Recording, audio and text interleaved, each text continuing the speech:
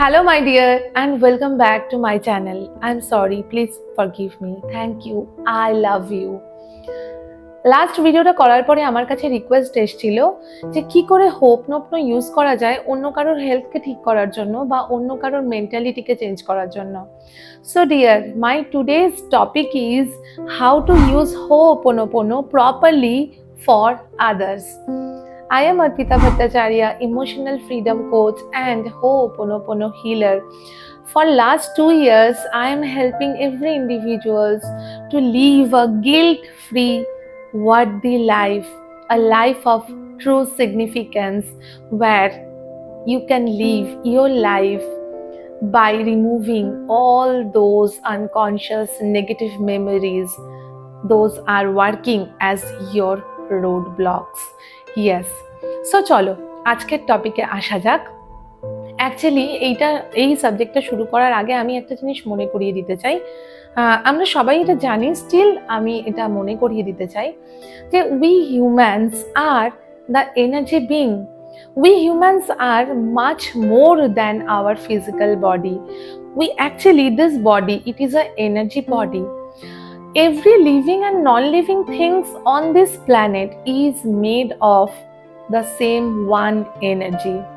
তুমি যদি একটু ভালো করে খেয়াল করে দেখো, এনার্জিজ বলে কিন্তু কোনো কথা হয় না। There is only one word, that is energy. And what is the energy? That is the universal energy. So আমরা যেহেতু প্রত্যেকটা মানুষ সেই সেম এনার্জিতে তৈরি, তাহলে লজিক্যালি কি হলো? Logically we all humans are connected with each other at the energy level. তার মানে আমরা প্রত্যেকটা মানুষ অ্যাট দ্য এনার্জি লেভেলে আমরা কিন্তু one.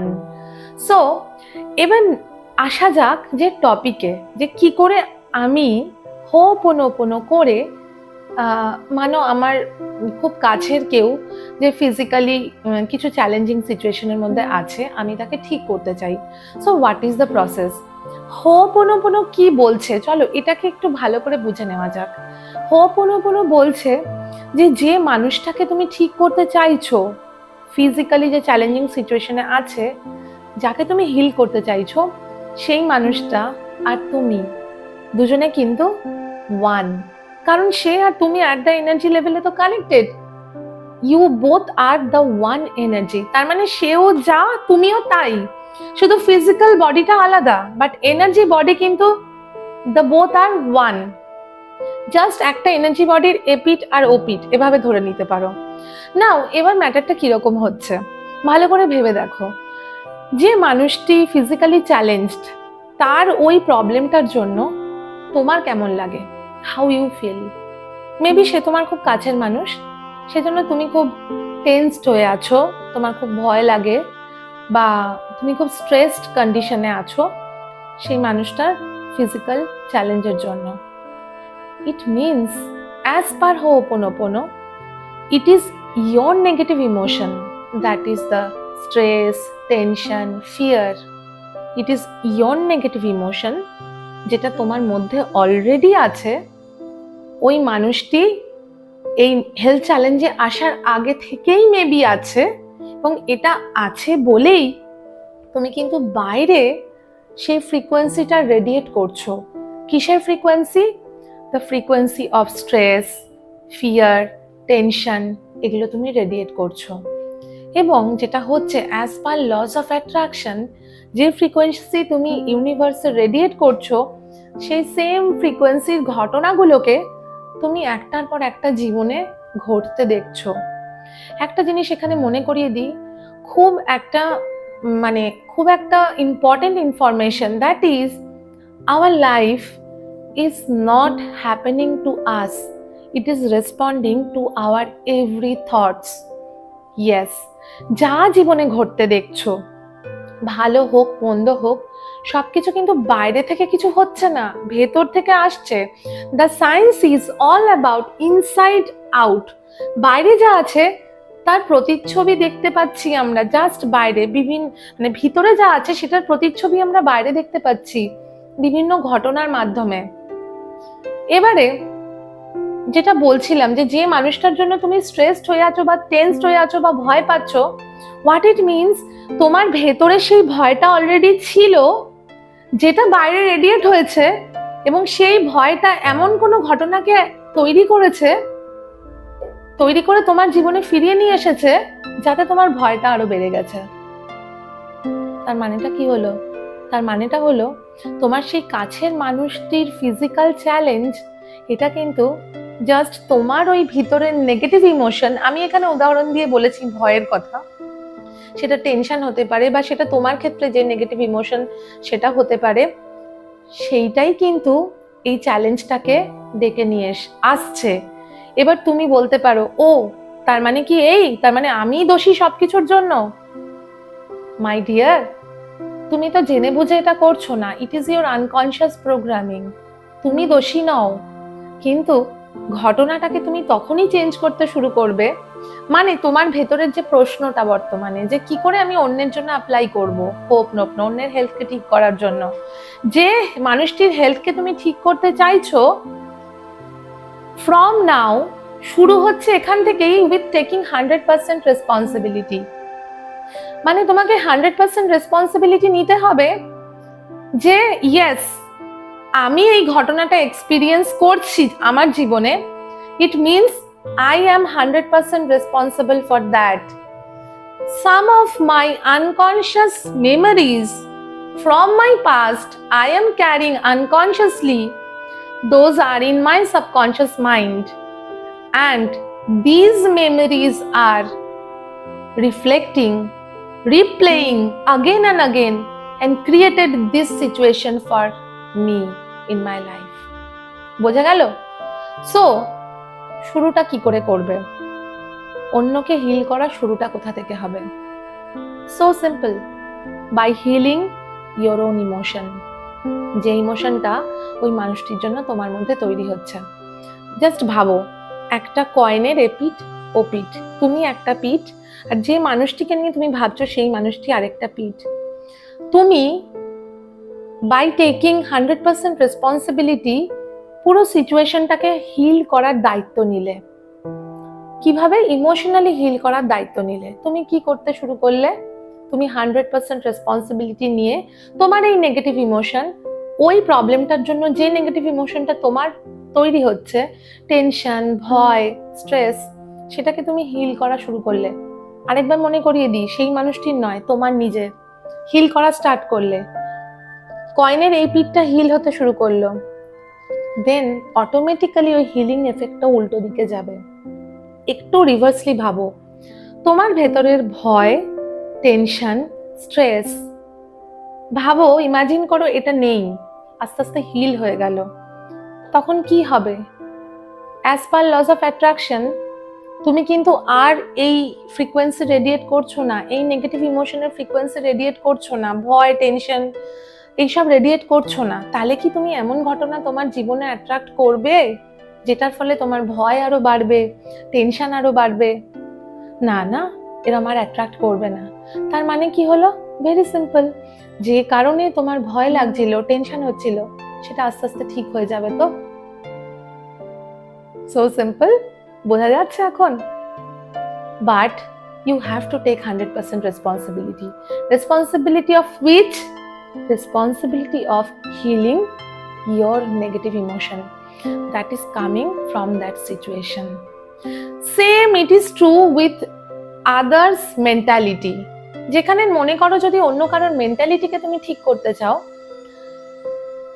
it is not in your hand to rectify others mentality, but it is on your hand কি অন্য কেউ তার মেন্টালিটি থেকে তোমার সাথে যে বিহেভিয়ারটা করছে, সেই বিহেভিয়ারে তোমার তো কিছু ফিলিংস তৈরি হচ্ছে না, তুমি কষ্ট পাচ্ছ, তোমার মেবি রাগ হচ্ছে, মেবি তুমি স্ট্রেসড হয়ে যাচ্ছ, সেই কিছু না কিছু নেগেটিভ ইমোশন তোমার মধ্যে তৈরি হচ্ছে, সেইটাকে তো তুমি হিল করার দায়িত্ব নিতেই পারো না?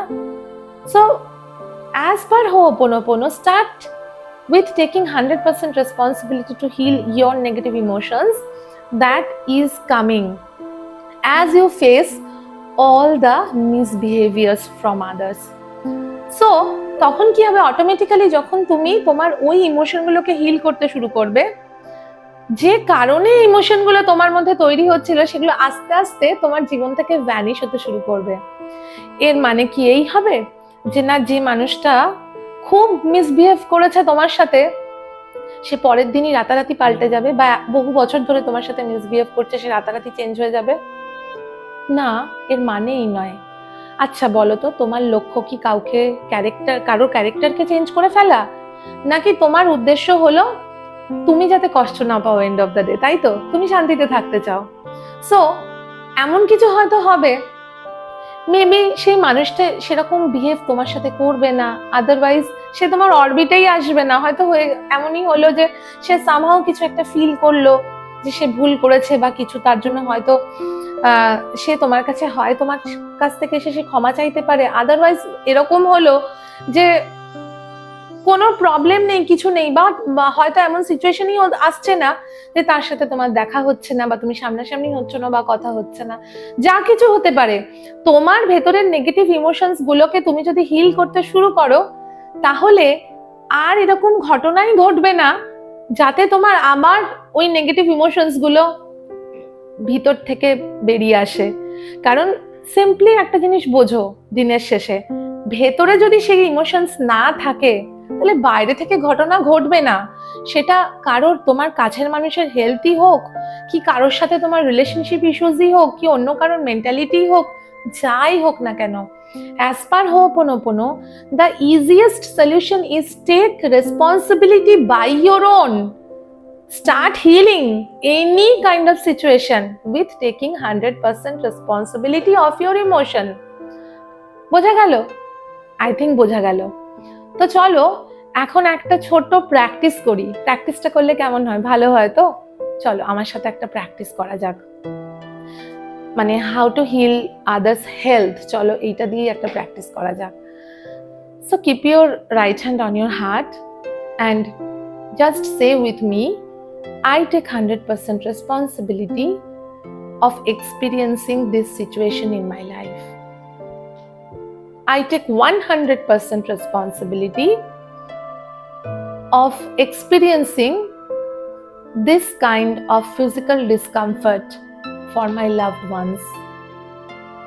I take 100% responsibility of all the emotions I am having for this situation. Dear universe, I am so sorry for not understanding everything is coming from inside me. The situation I am experiencing, it is the reflection of my own emotions. Please forgive me, dear universe, for not understanding. I have lot of stuck old memories inside me from my childhood, and unconsciously I am nurturing all those negative emotions inside me. Those are replaying again and again, and some of the memories have manifested this situation in front of my eyes. So thank you so much, dear universe, for helping me to understand these wonderful signs. Thank you so much, dear universe, for helping me to release all those stuck negative memories. Now take the name of your loved ones, যাকে তুমি hill করতে চাইছো, এবং বলো on behalf of, তার নাম নিয়ে বলো, on behalf of, from now I am taking 100% responsibility to heal this situation. Thank you so much for helping me to release. Thank you so much for giving me the wonderful wisdom that I have enormous potential to heal anybody and everybody, anything and everything in the world. Dear universe, I love you for giving me the wonderful superpower. I love myself, I love my life, and I love to choose this kind of healing. I am sorry. Please forgive me. Thank you. I love you. Bas. Just do that. তুমি দিনে 108 times করে 2 বার chanting করো, I am sorry, please forgive me, thank you, I love you. দেখো তোমার জীবনে magic miracles ঘটতে শুরু করবে, কিছু না কিছু চেঞ্জ তুমি অবজার্ভ করতে শুরু করবে, যেটাতে করে এটা তোমার কাছে স্পষ্ট হয়ে যাবে যে you are on the way of healing. যার জন্য তুমি প্র্যাকটিস করছো, he or she is on the way of healing. যে সিচুয়েশনটার জন্য তুমি প্র্যাকটিস করছো, that situation is on the way of healing. Dear, আজকে এইটুকুই।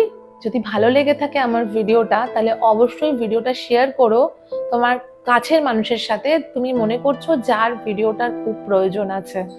আর আমার চ্যানেলটাকে সাবস্ক্রাইব করো, আর বেল আইকনটা হিট করতে ভুলো না, কারণ আমার নেক্সট ভিডিও এলেই তোমার কাছে নোটিফিকেশন যাবে।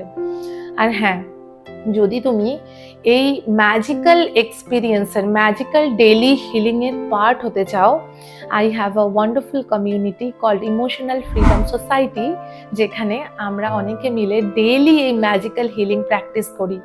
সো সেখানে যদি তুমি সেখানকার পার্ট হতে চাও, তাহলে ডেসক্রিপশনে আমার ওয়েবসাইট লিংক দেওয়া আছে, জাস্ট গো দ্যাট, ডেসক্রিপশনে যাও, আমার ওয়েবসাইট ভিজিট করো, আর be the part of that community.